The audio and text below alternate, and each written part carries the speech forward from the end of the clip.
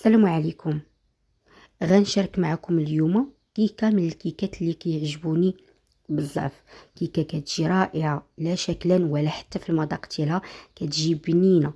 دوك الكيكات اللي كتاكلوهم لذاذ ومعلكين وخفاف، هاد الكيكه دايره بحال هكاك معلكه من الداخل وفي نفس الوقت خفيفه كتذوب في الفم، والمذاق ديالها رائع وفيها ريحه ديال الباتيسريات الكبار.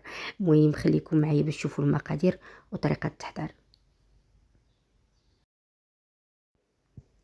غادي نحتاج اول حاجه 4 ديال البيضات. البيض كنخرجو من قبل هكا من الثلاجه وكنحطو واحد شويه عاد كنخدم به.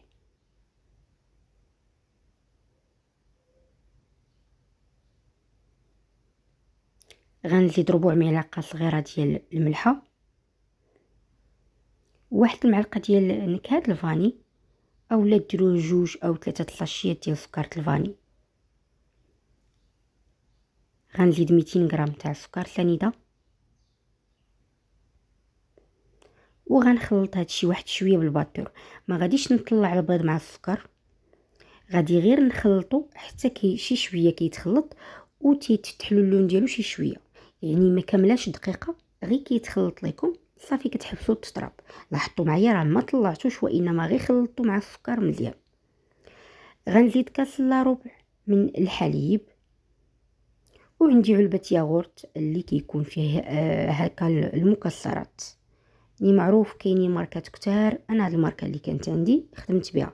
ما بغيتوش ديروه ممكن تعوضوه بياغورت بمذاق الفاني. هذا ديال المكسرات كيعطيكم مذاق زوين مع هاد الكيكه. جربوه بهاد الطريقه راه كيجي زوين. ما بغيتوش غديروا ياغورت فاني ولا حتى الطبيعي بدون سكر ممكن تخدموا به. غنرجع نخلطوا واحد التخليطه خفيفه، وغادي نزيد 300 غرام ديال الدقيق الخاص بالحلويات. غادي نزيد شويه بشويه، اولا غادي نقسم الكميه على 2، ندير الكميه الاولانيه عاد غادي نرجع نزيد الكميه الثانيه.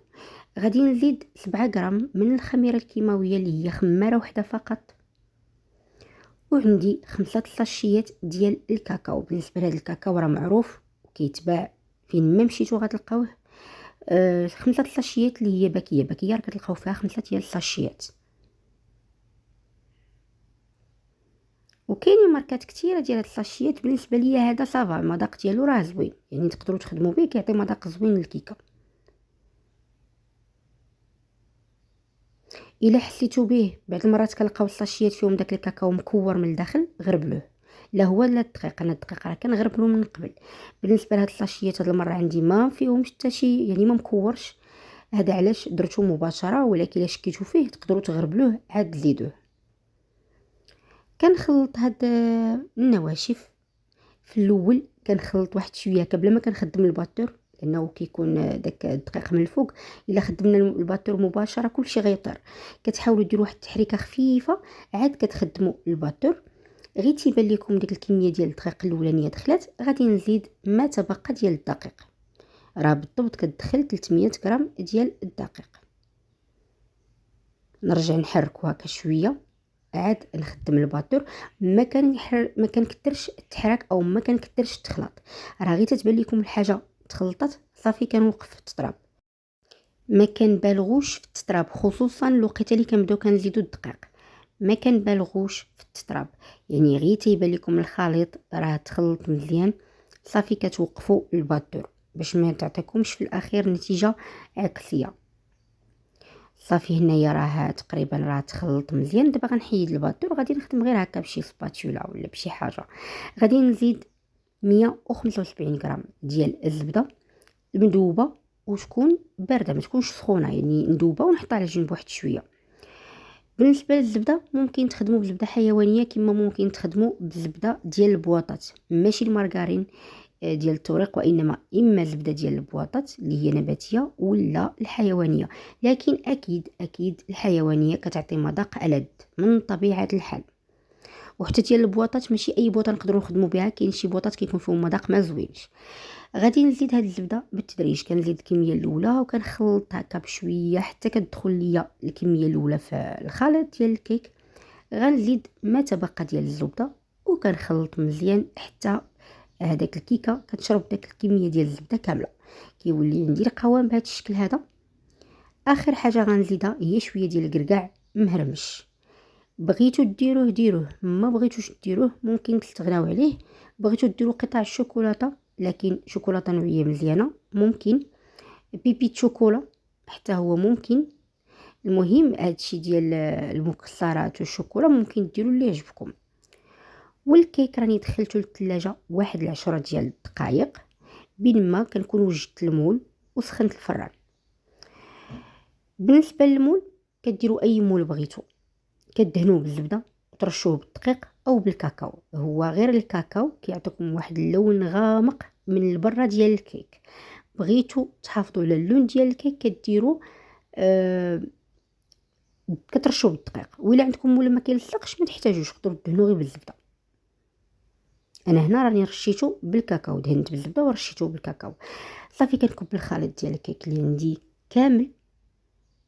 غادي ندخلو الفران اللي كنكون سخنتو واحد 10 دقائق او ربع ساعه من قبل، على حسب الفران ديالكم على شحال كيسخن.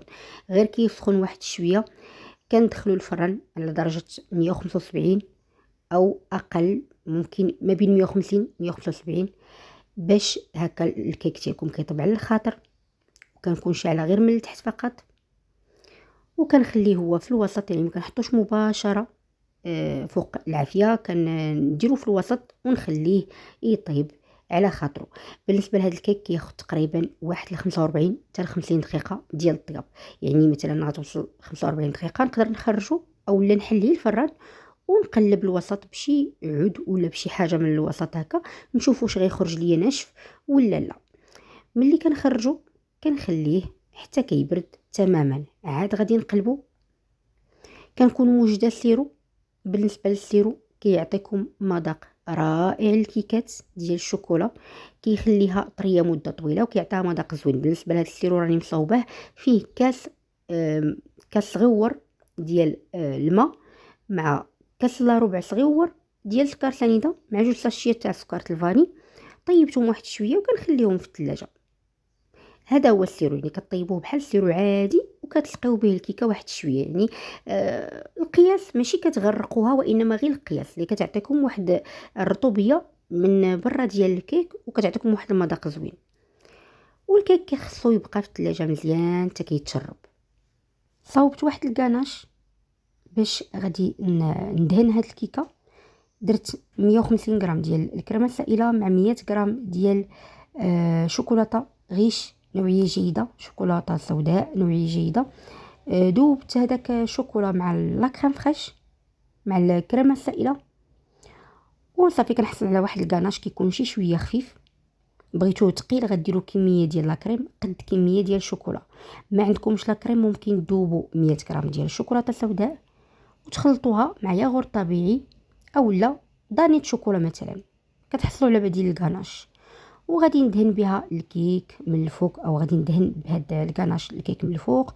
كنزين بحبات ديال الكركاع بما انه دايرين الكركاع من الداخل، وزينت بشويه ديال اوراق الذهب. وكندخل الكيك للثلاجه، كنغطيه من طبيعه الحال، تغلفوه بالسلوفان الا بغيتو تخليوه واحد المده، هو باش ما بقاش شويه في الثلاجه، باش ما كيجيكم معلق اكثر ومشرب اكثر.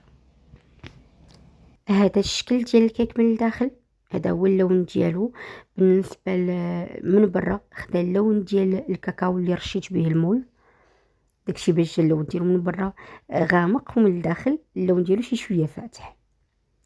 وراه كيجي معلق، عرفتو التصوير ما عطيش الكيكه حقها، ولكن راه كتجي رائعه. جربوا وحكموا.